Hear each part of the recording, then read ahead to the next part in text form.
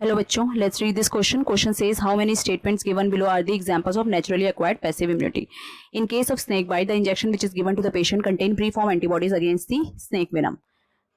The fetus receives some antibodies from their mother through placenta during pregnancy. Colostrum secreted by mother during the initial day of lactation has abundant IgA antibodies to protect the infant.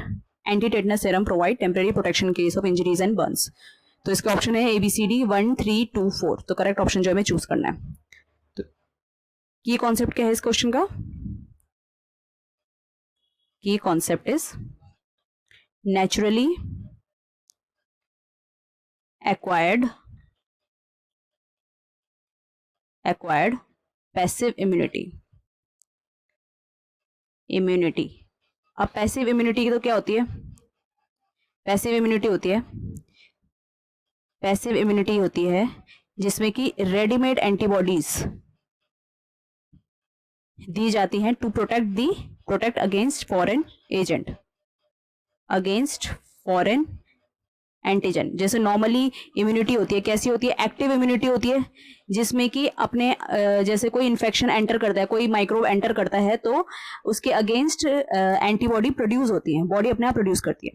पर इस passive में क्या होता है कि readymade antibodies दी जाती हैं to protect against the foreign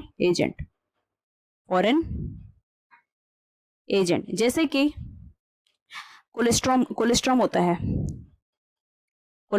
है मदर फर्स्ट मिल्क, तो इसमें IgA भरपूर मात्रा में होता है, तो ये प्रोटेक्ट करता है इन्फेंट को. दूसरा क्या होता है कि प्रेगनेंसी के टाइम पे, ड्यूरिंग प्रेगनेंसी,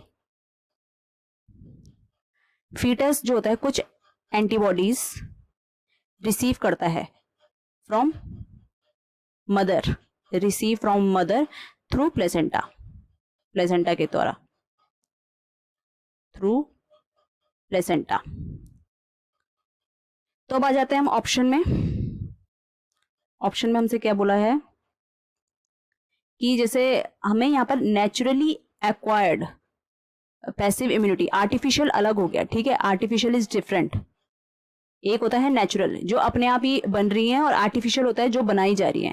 तो जैसे स्नेक बाइट का केस है, इसमें इंजेक्शन खुद बनाया जा रहा है, इसमें जो which is given to the patient contain pre form antibodies. यहाँ पर जो एंटीबॉडीज हैं वो बनाई जा रही हैं अगेंस्ट दी स्नेक वेनम. तो ये तो नेचुरल का एग्जाम्पल है ही नहीं, ठीक है. ये किसका है? ये है आर्टिफिशियल का. तो ये वाला ऑप्शन हम कर देंगे गलत, ठीक है. हमें करेक्ट वाला चाहिए. फिर बोला कि जो फीटस है वो रिसीव करता है कुछ antibodies from there mother through placenta during pregnancy. बिल्कुल सही बात है, और ये एग्जांपल भी हमारा नेचुरली एक्वायर्ड पैसिव इम्यूनिटी का. फिर बोला है जो कोलेस्ट्रम है वो जो मदर सीक्रेट करती है during the initial days of lactation, उसमें IgA एंटीबॉडीज होती है जो प्रोटेक्ट करती है इन्फेंट को. ये भी बिल्कुल सही बात है.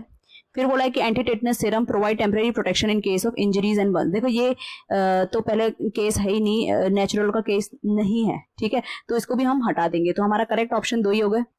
तो हमारा करेक्ट आंसर क्या हो गया? Option C. So I hope you understood it well. All the best.